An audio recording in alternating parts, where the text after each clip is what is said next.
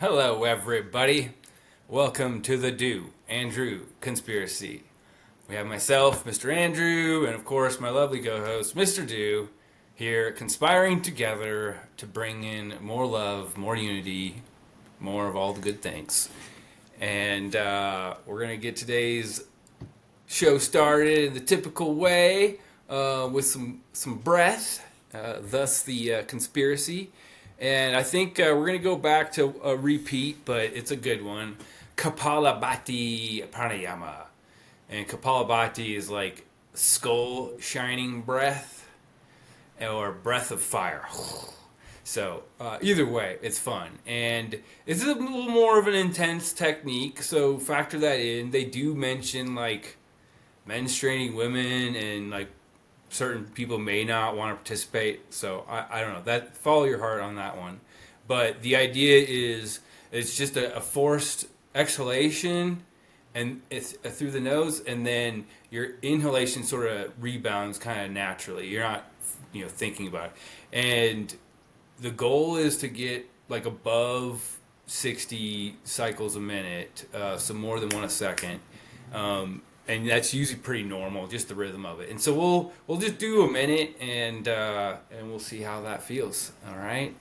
Okay. Yeah. Let me pop this back up here. All right. So if you guys can get any wiggles out, I don't know, close down the eyes if you feel comfortable, and if you want, you can put your hand on your belly just to kind of feel it moving. And forced exhale out of the nose. So.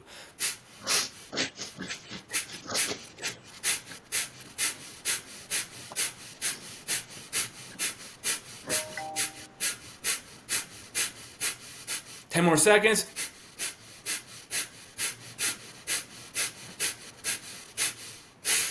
All right.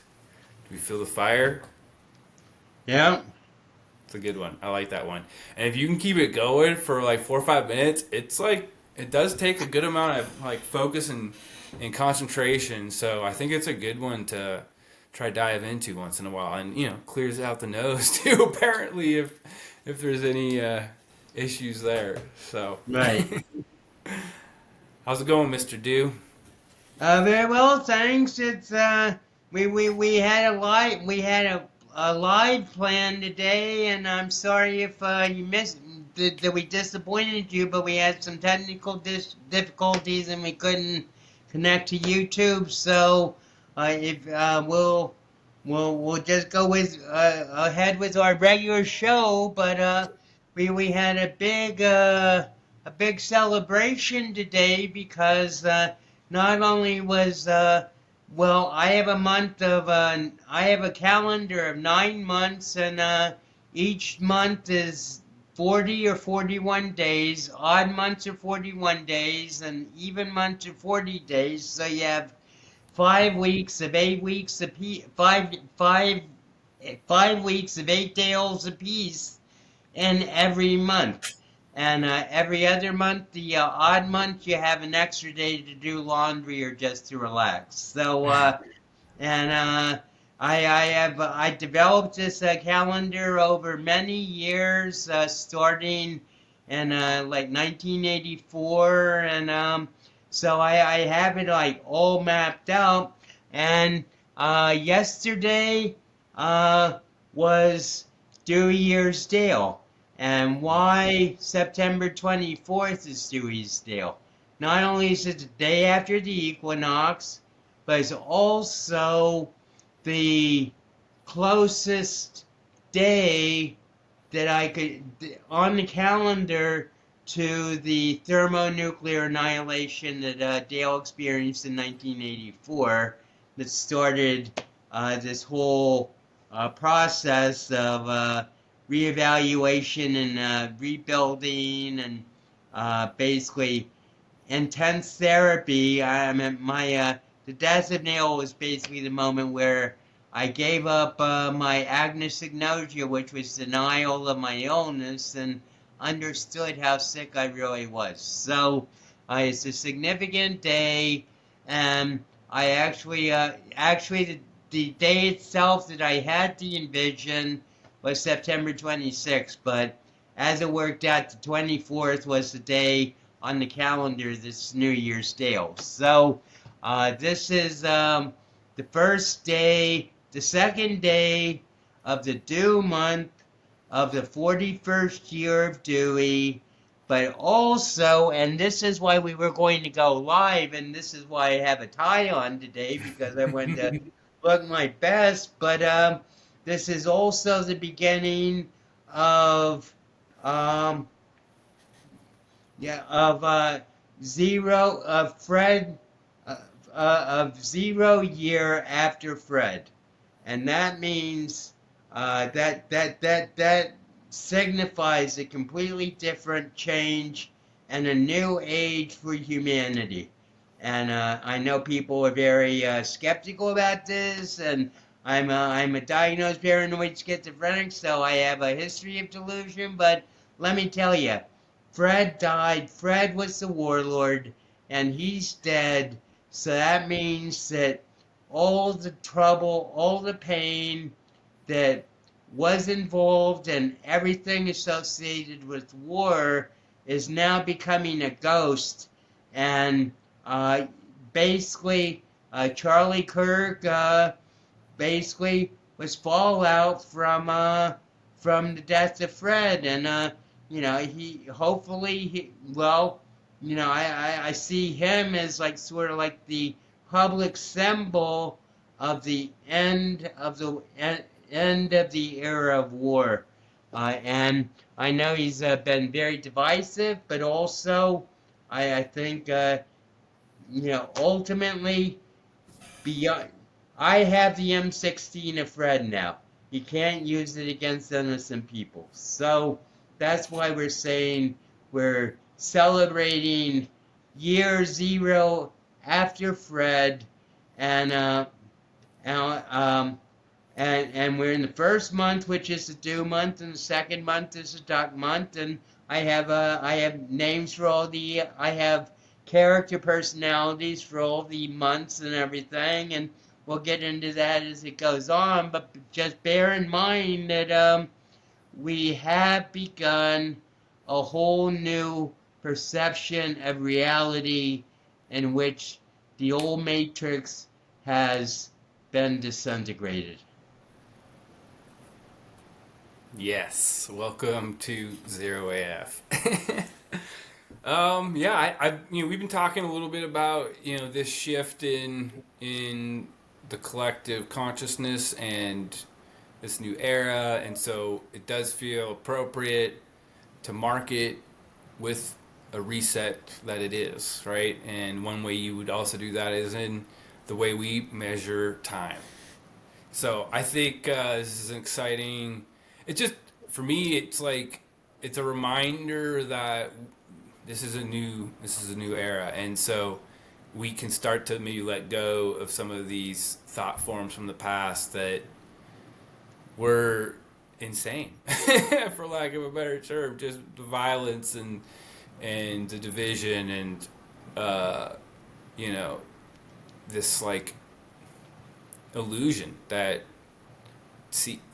just doesn't need to exist. It doesn't serve any purpose. So here we are. You busy on your phone there, Mr. Dew? I'm trying to find my poem, but it seems to have disappeared. Oh So, no! Oh no! Okay. Well, so keep searching if you need to. So basically, as I would mention to you today, I was talking with my roommate from boarding school, and basically my old-time lifelong best friend, and he was saying, it's hard to talk to someone or to and I don't mean to paraphrase him, but basically what I got was he was saying it's very hard to like relate to someone whose whole focus is on himself, and which is not only the classic definition of narcissistic, but it's also the result of what happened to me at Dartmouth, where basically I've been kidnapped into 50 years of psychoanalysis, and people say I talk about me all the time, and that's a common complaint about me, is that I talk about myself all the time, but I really don't think I talk about myself all the time. And secondly, uh, I've been trained. That's what my programming has been ever since I was taken away from Dartmouth. All I've been doing is explaining myself to other people and trying to get them to understand me in a way that they can comprehend. And therefore, people say I talk about myself that's so much. That's because nobody understands me. And this is changing, but this is what I was talking about with Fred and the DEW line code. Basically, the DEW line was for 70 years the distant early warning system of the American Defense Department, and that was like created to alert us if there was ever a Russian nuclear attack. So basically, with Fred, from 1982 to his death, basically Vietnam had come to Teaneck, Hackensack City, and I was basically at the front line of this Vietnam or even Afghani battle, and battle's over, the victory's won. So, and I don't need to talk about myself anymore.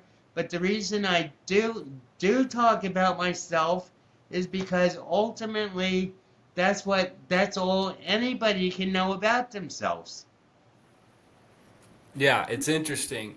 You know, I understand your friend's perspective to some extent, but also I do think it's interesting because how many people would rather talk about what's happening on the news, what the weather is, what the sports teams are doing, what it literally has nothing to do with their life at all, right? Right. And as opposed to say talking about what's happening in your life, what's a lot. I mean, that's a good question. I think for any conversation is, hey, what's alive in your life right now? What are you excited about? What are you stressed about? I mean, and then getting to know each other that way. Now, that involves two people wanting to do that is the thing. And from my experience, people do like to talk about themselves, but you think about the conversations most people will bring up, and they're news. It's what's in the news. What's Trump doing? What's Right. fucking I don't know what's happening in Israel, or what's Did you happening hear around Charlie the world. Kirk might have faked his assassination? That was the Right, latest one right, I saw. exactly. So there's like this whole it's these topics come up, but they're not yours. They're not your ideas. They're someone else's ideas. And so effectively you become a parrot of the propaganda. Or you're talking about the weather, which, fine, I guess. Like it's something we all seem to be experiencing in a similar way. But do you see what I'm saying? Like so I see both sides of it, I guess is what I'm trying to say. And yeah, I can see why some people would have trouble relating because that's the programming. Is talk about the propaganda, talk about the nonsense, talk about the what other people have decided are the thoughts of the day, and that creates culture. That creates it's a self perpetuating thing. And so the more you're buying into this external reality that's being presented to you on a screen, right? It's not your Right. real. It's not your life. It's not happening to you. It's happening in pixels. And so we're so focused on the pixels and not on the person. Well, And so yeah. so one thing I say about my best friend is he reads 3 newspapers a day, and it's like, okay, It's a that's lot of but what I'm going to say is this gets back to the basic talk we had. I don't know what show it was about theosopher versus philosopher. The philosopher absorbs knowledge and integrates it and synthesizes it, whereas the theosopher is much more inner directed and talks from the place of self, rather than the external. Yeah. Yeah. So, I mean, to me, it is a bit of a paradigm shift, and I can see why people might struggle with that for a while. But yeah, I find myself in a lot of conversations just completely bored out of my mind because they're literally reciting the propaganda they got from the TV or the social media, or they're upset about what someone is doing somewhere else. And I'm like, I don't give a fuck. Holy shit. Right. Like, I didn't come here to get the news. I came here to find out what you've been doing, what you're up to, what you're excited about, and if you want to talk about that, that's great. And if you don't, cool.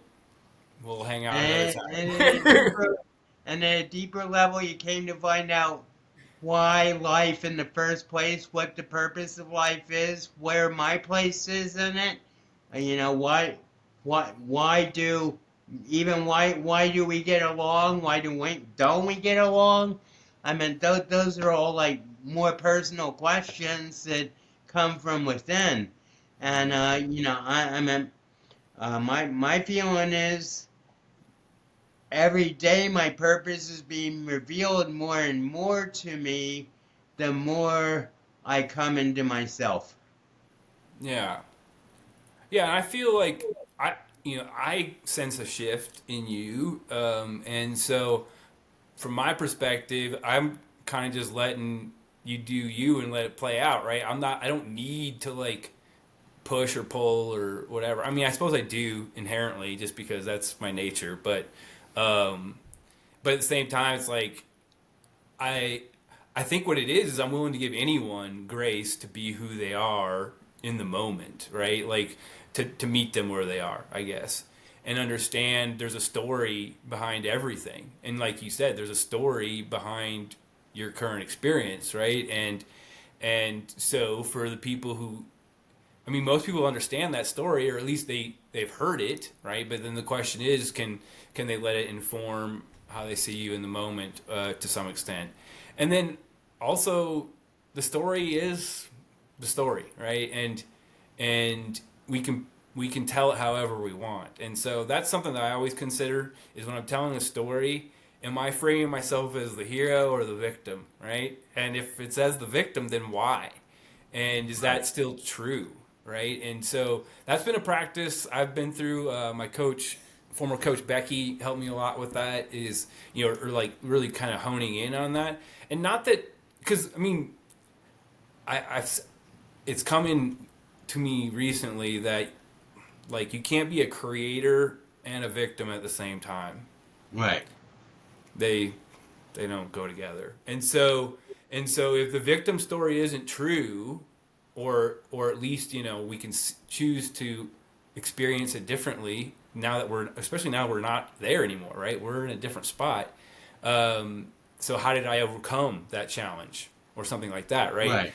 And you tell the story about that, and maybe that's a more interesting story or something people can relate to a little bit more. But we're talking about the dialina and a new calendar, and those are abstract ideas. Not everyone can understand that. I mean, hell, we still have daylight savings time. How insane is that, bro? It's like cutting 2 inches off the bottom of the blanket and then sewing it back up at the top of the Right. blanket Right. and feeling like you got a bigger blanket. Like that's not how it fucking works. You just got a shittier blanket. Right. So like, does that make sense? Like I mean, it's can you communicate with someone where they're at? And maybe that's exhausting or you don't want to. I don't know. I have different feelings about it at different times.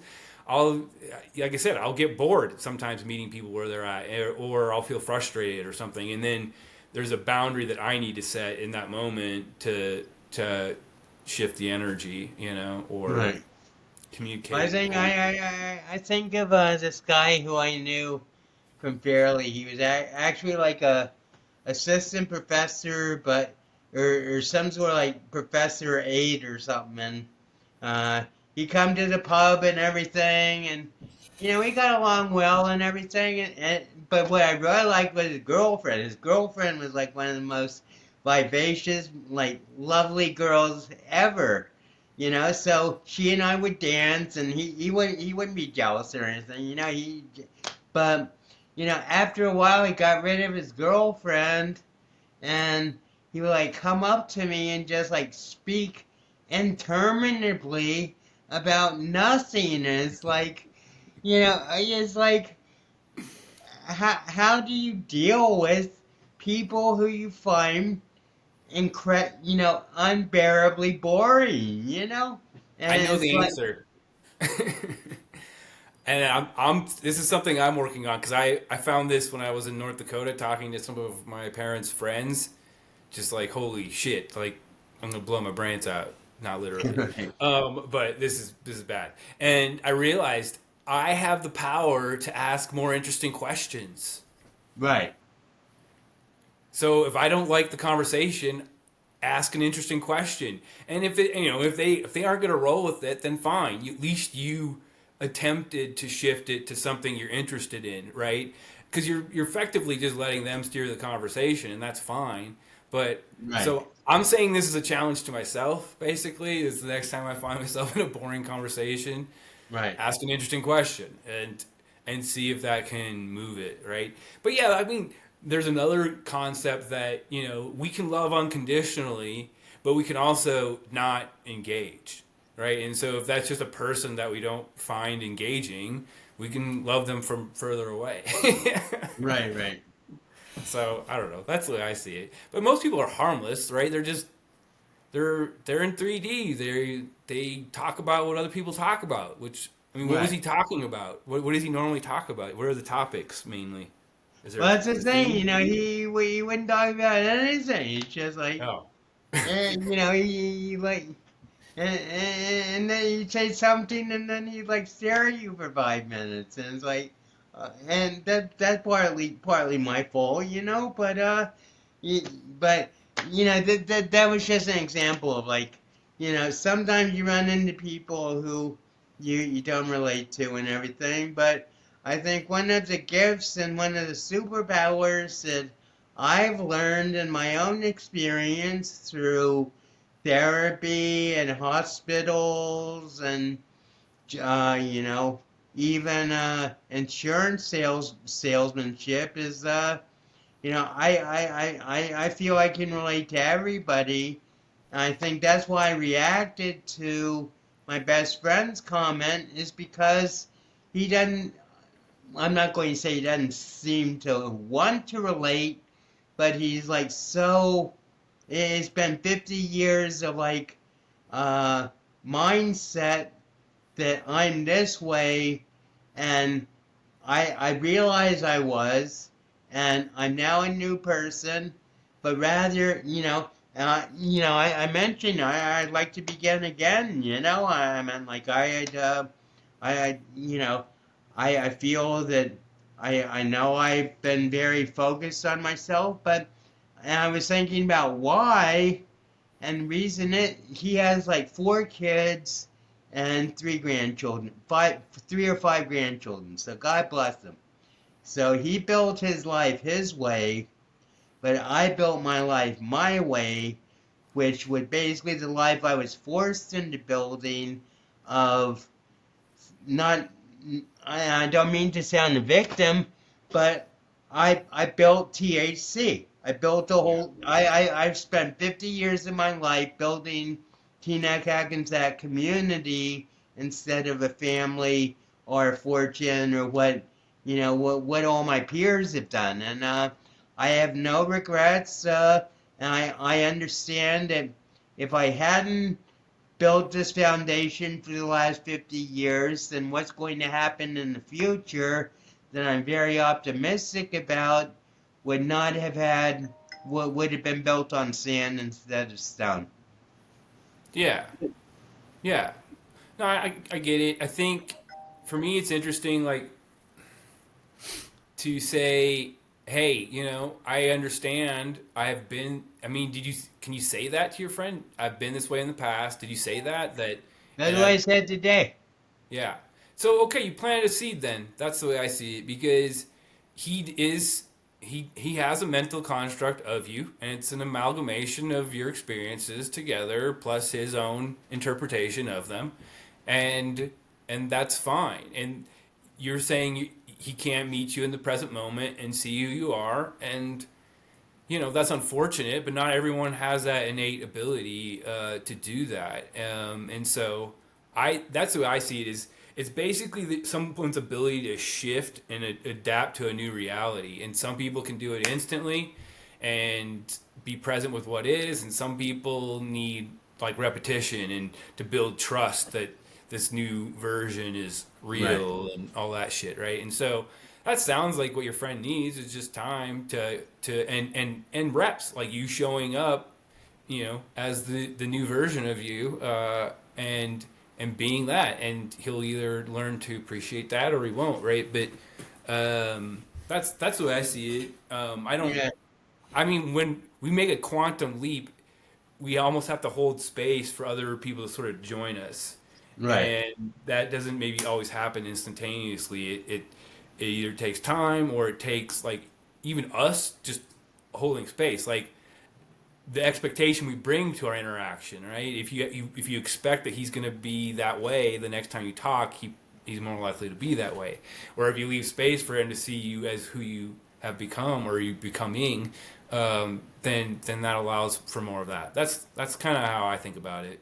Well, I think another thing is he's very grounded. I mean, obviously, if he's raised four successful kids and has three children and all. Oh, I'm sorry. Mm. Bro. So, um, but if he has four kids and five grandchildren, then obviously he's built like quite a life for himself.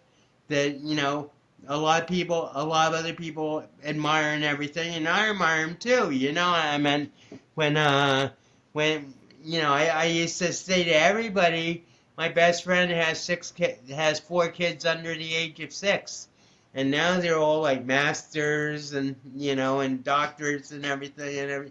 So I have absolutely no anything against him.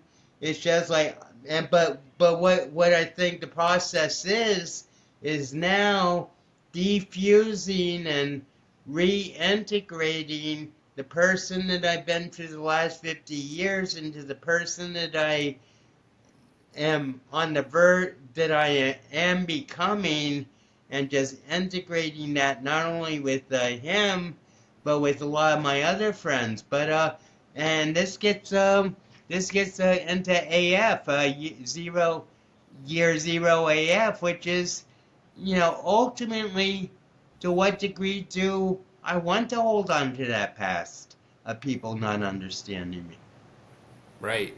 Yeah. Well, part of it is a protection thing. We build up these protection modes to help make ourselves feel safe. That's part of the fortress you've built in Hackensack, right? Is it's about safety, and the body, the nervous system needs that, and so the mind creates what it needs to feel safe. That's just the course of things, and so I think it's coming to the realization that, yeah, you've created these structures to feel safe, and some of them maybe aren't necessary anymore, or they can be repurposed or something like that, right? And then understood from a different perspective. And so, that's process, right? It usually doesn't happen. The nervous system doesn't just shift instantaneously. It usually takes a little time. So, So, so basically what we're talking about is, to what degree do we maintain a past which is full of pain or trauma, and how do we get beyond the belief in that past to live in a present world? yeah. Yep. Well, I mean, that's the hero's journey, is figuring out how to alchemize that experience, right? Or like you said, just leave it where it belongs. I don't know. I mean, I guess I can't say I've ever experienced the type of things you have. And so, everyone has their own path to get there, but you understand the objective. I mean, the past is just that. It doesn't have power in the now. I know that much. And so it has the power we give it. And if we want to dwell in it, we can, right? But it's not pulling you forward. And I think that's the point. And so I think for me, it's like just a surrender, a letting go.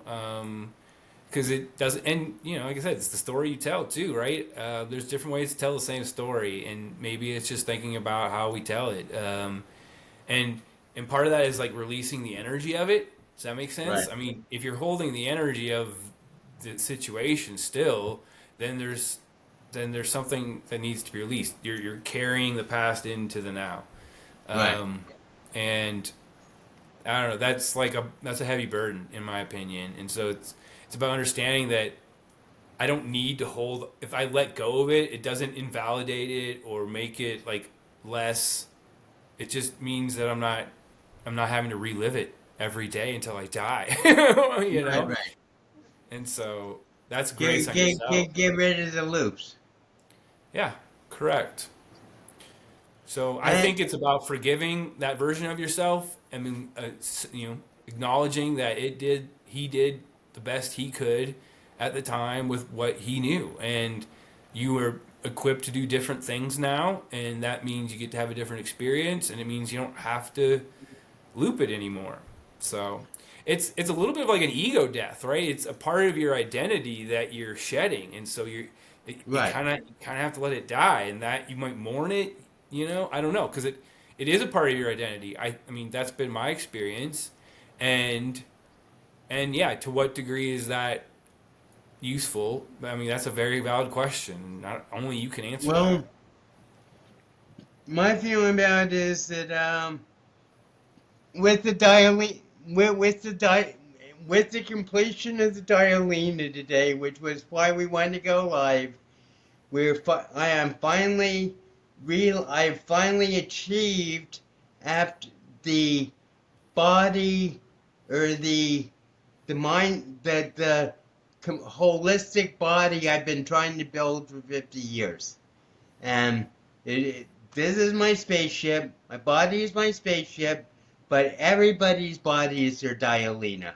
And dialena isn't a GFL like a hovercraft. It's a state of mind where you put your brain in a higher state of mind where you go to genius and you touch the omniversal. So that's really what the dialene is about. And I told somebody that basically I feel that I my body's been being worked on for the last 50 years, and the last step was completed yesterday when surgeons Genius and Stisoni and Malcolmuck removed the mass of Fred from within the body. And of course, this is all symbolic and metaphorical, but it basically means, and I was feeling like a pain in my left side. So that, to me that really was like removing Fred, and with Fred gone out of the dialena is the ship by which not only mankind is guided, but also every deal. Yeah. Well, so here's my grounding principle. All events are neutral. Everyone, all of them. So we observe an event, it is neutral. It has no meaning. None. Zero. So we assign a meaning. And so you're assigning a meaning to an event in order to have an experience. That's what's happening. And it's just as valid as anyone else's meaning that they assign to any other experience they're having. And so that's how we construct our reality. We have an event, we assign a meaning. And if we're doing that unconsciously, then we're doing it based off of all the stories and the programming that we've, agreed with. And if we are doing it consciously, we're deciding what meaning we want to assign to it. And in my experience, I choose to stay curious and assign no meaning in a lot of cases. I'll just be, I don't know why this is happening, but I know I'll find out, right? Clarity Right. will come.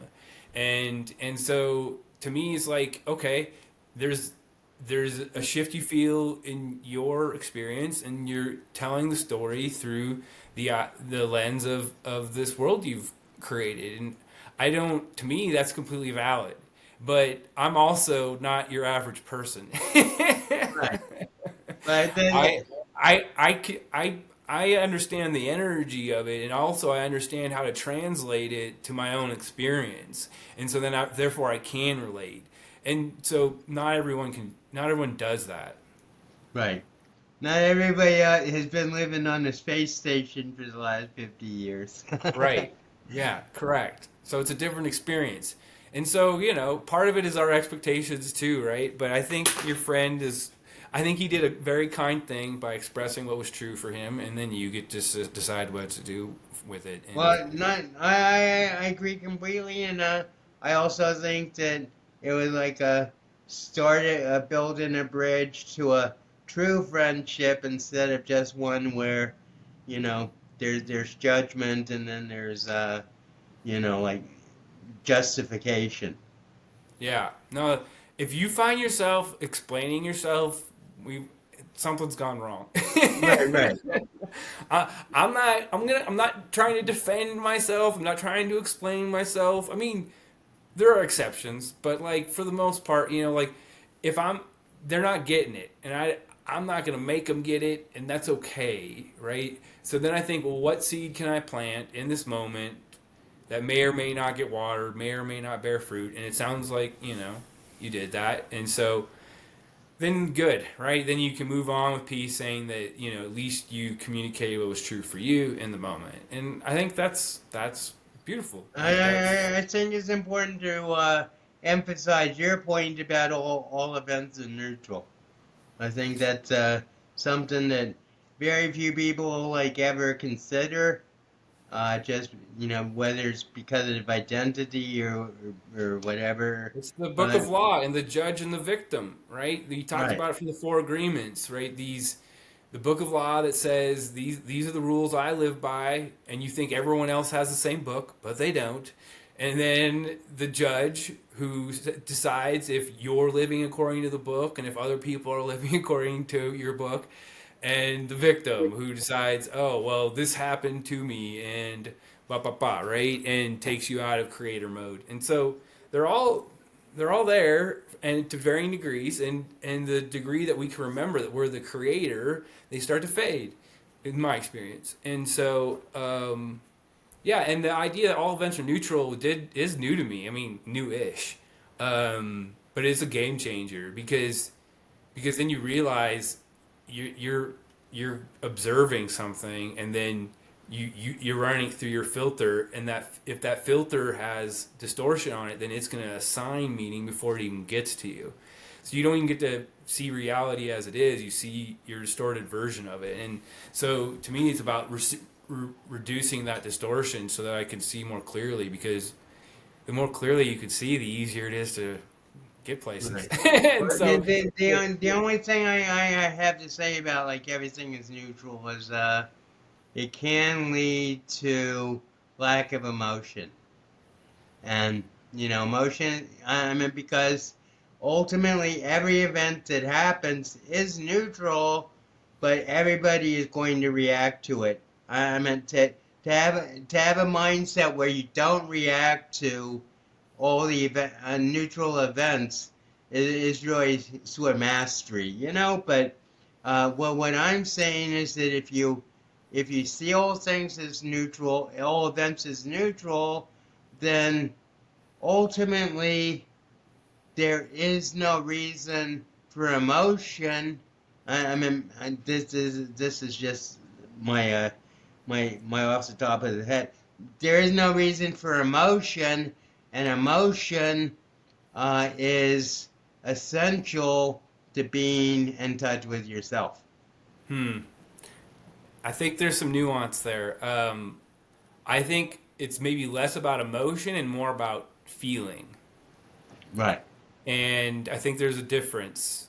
And in my opinion, you're still having an experience and you're still going to have a feeling. You just don't have to. You don't have to react to everything. You choose what to respond to and Right. what does not require your energy. And that's the difference. Because, yeah, you're right. You could take it all the way to like robot, and now you're not even engaging with life, okay? But as someone with a heart, that's just not that's not part of that's never going to happen. Do you see what I'm saying? Right. Like that's the check. Like if you're tapped into your heart space, you will have a response to events that require a response. It's like and then you won't respond to things that don't, and that's actually really liberating and freeing. And being Right. emotional all the time is chaotic. It's those emotions are creating thoughts, and those thoughts are not neutral.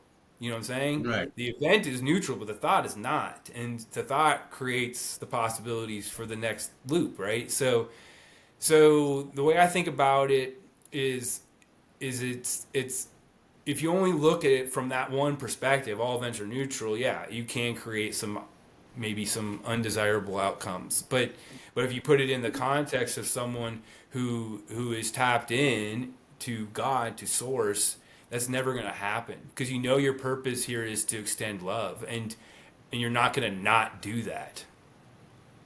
Right. So, well, that's the thing. I mean, how do you extend love to something that you think is neutral? Well, all events are neutral, but people aren't. Oh, okay. Okay, well, we had to People clarify have a that. frequency. People have a vibration. We had to clarify that. Well, at least I Yeah, had to clarify that. yeah. I'm just saying the example they gave in the book I was reading is if two people can come to a tree and see two different things. One is a logger and he sees a prize and money and something he can chop down, and another is an environmentalist and they see oxygen and Right. beautiful green, and so they're seeing the same thing but having a different experience because they're putting their layer on top of it. But when the guy chops down the tree, that's a neutral event, and the environmentalist may not perceive it that way. They may perceive it as a negative event, and then have a negative experience. And so that's the point. And it's a definite.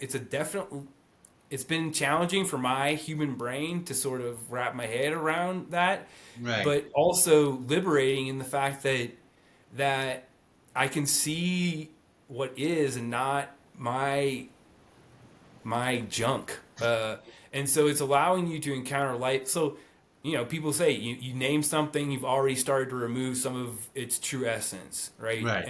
And by bringing in all the relationships that your brain has formed about the label. And so for me, it is mastery. I mean, I'm not saying I've done it. I'm saying I have the idea. I understand the words, and I'm actively putting into action in my life, and then observing how I feel about it, right? and Right. and so far it feels extremely liberating. But yeah, I can see how as like an outside observer who has never even had that concept presented to them, it might feel really wrong to Right. be neutral, to feel that because not all events are neutral. The horrible things are happening all over the world, right? Charlie Kirk got assassinated, and two people can see that event completely differently, right? And now there's 10,000 narratives that are being pumped out about how it happened, why it happened, what conspiracies happened, right? Or I can say it's a neutral event. I choose to assign no value to that because it doesn't actually affect me at all. Zero. I Right. didn't know him before. I don't need to know him now. It doesn't, my relationship to Charlie Kirk doesn't need to change because of this event. And But it could. taking a more perhaps hard ass line is once you're dead, it doesn't matter. Well, you aren't playing in 3D anymore. You're And playing somewhere else. exact, but what I'm talking about is that in terms of year year zero a Fred, all that past is actually irrelevant to the era that we're moving into because is um people. Well, it never had. It's not informing, right? Because it was distorted. It wasn't true. There was so much illusion and Right. muck, as you say, right? And so now the muck is gone. We can see more clearly, and so but those old thought forms just aren't going to be useful in a new paradigm. I mean, for the most part. I mean, maybe there's exceptions to that, but I think the point is to liberate your mind a little bit from the attachment to these old thought forms. And one way to do that is to symbolically mark new time. I mean, that's how I see it. Right. There's this concept called the doorway effect, and your mind perceives reality differently when you pass through a door. Like it shifts scenes almost like in a movie, and we're shifting scenes in our movie. That's part of why we're doing this, Right. right? And if you shift scenes in the movie, you can enter a new room and say, "Hey, I intend to have this experience." And so, that's kind of what this is about too. We're intending to have a different experience on planet Earth. We're intending to cooperate with our fellow man. We're intending to have systems that replace the old systems that are human oriented or Exploitative. Gaia oriented, right? Like Exploitative and oriented, abusive. right? So they're oriented towards life, not towards survival. They're oriented towards growth, not Right. death. They're oriented towards love, not fear. And and that's the shift. It's how all these systems are oriented. We need healing, but we don't need allopathy medical system structured the way it is. It doesn't. It's very much prescribe oriented, and that's not actually addressing the core issue. For example, right, education is very much about putting a kid in a seat and telling them what to do so they learn to sit down and go to work, right? And maybe they should be outside playing or exploring in nature or a thousand other things they could be doing that would help them learn and grow into a more balanced human, right? And so, these are the systems that create the structure that create our collective experience, and it's time to rethink what all of them are, and that's happening. That's already happening, but it's bringing more consciousness to it so we can really usher it in and start asking the questions that need to be asked and dream the dream that needs to be dreamed. And in that vein, encourage children to ask more questions. And if the teachers Absolutely. and the parents can't answer, then have them look it up. Well, and it requires a deep honesty too, right? Because parents Right. will make shit up, and you're creating distortion when you do that, or they won't want to explain something that's complicated, so they'll make shit up, and it's like, just say if you don't want to answer, say you don't know, or be a grown up and learn how to explain complicated things to kids. Right. Not that I've ever been a parent, but like, that is I think, if you really think about your kid is programming hard from 0 to 7 at least. I mean, Right. that's the data, but at least during that time, there's a lot of receptivity, a lot of open, a lot of theta brainwaves, and so what you're Without saying is filter. actually what. Without filter. Correct. Yeah. And so you're creating the filter, and to realize the immense responsibility that you have as their caretaker to install good software, to install Right. software that leads to, the highest possible outcome for that child's life. And it's a responsibility I've never had, but if I do get the opportunity to have it someday, I will take full advantage of, right, and do my best. But that's the reality. And so but that's also once we move beyond survival mode, which I think is what we're saying, right? Right. then it becomes the responsibility of each individual to identify their faulty programming and begin to root it out. And not only is it your responsibility, it's your ultimate freedom at the same time. Right. That's how you free your mind, is We're just talking unshackling. about a year zero AF.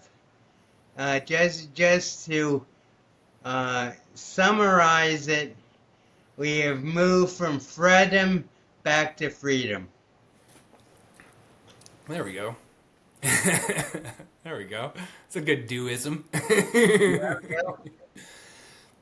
So yeah, we're encouraging everyone to really embrace this freedom, embrace autonomy, embrace responsibility, embrace humility, and embrace your fellow man, your fellow woman, your every everything that exists in your reality, to understand it's there for your benefit, for you to learn from, and create that shift. And you create that shift in yourself, and it can't help but help other people begin to create the shift in themselves. And that's how we do it. And it's not by arguing or trying to convince or any of that shit. It's about being you, being the best version of you, and embodying that at all times. And when you mess up, don't beat yourself up. Say, hey, I see you. I see you, you old habit. I see you crept in. Right.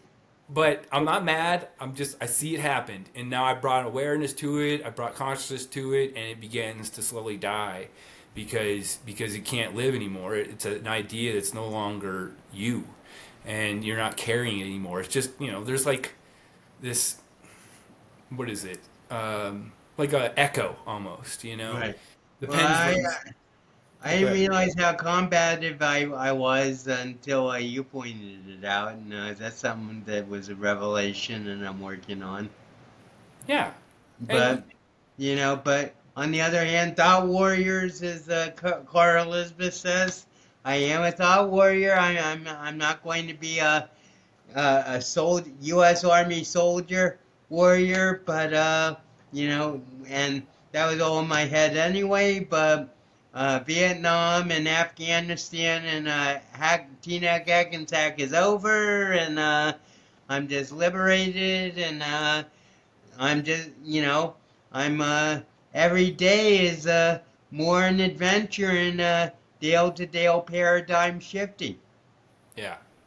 Yeah, it's a beautiful journey, and it's something we can all go on. And I'm happy to be on the journey with you, exploring these topics and learning from each other, and hopefully sharing something with our, huge audience of adoring fans. You and I don't know if we should if we should like reveal what our code word for this podcast for the year is yet or not.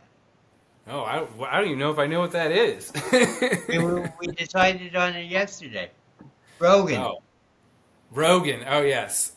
Yeah, our motto for this year is Rogan, which has become bigger than Joe Rogan within the year. So everybody who hears this, spread the word that Dew and Andrew are talking about a conspiracy of love and joy and integration, and not about financial policies and tariffs.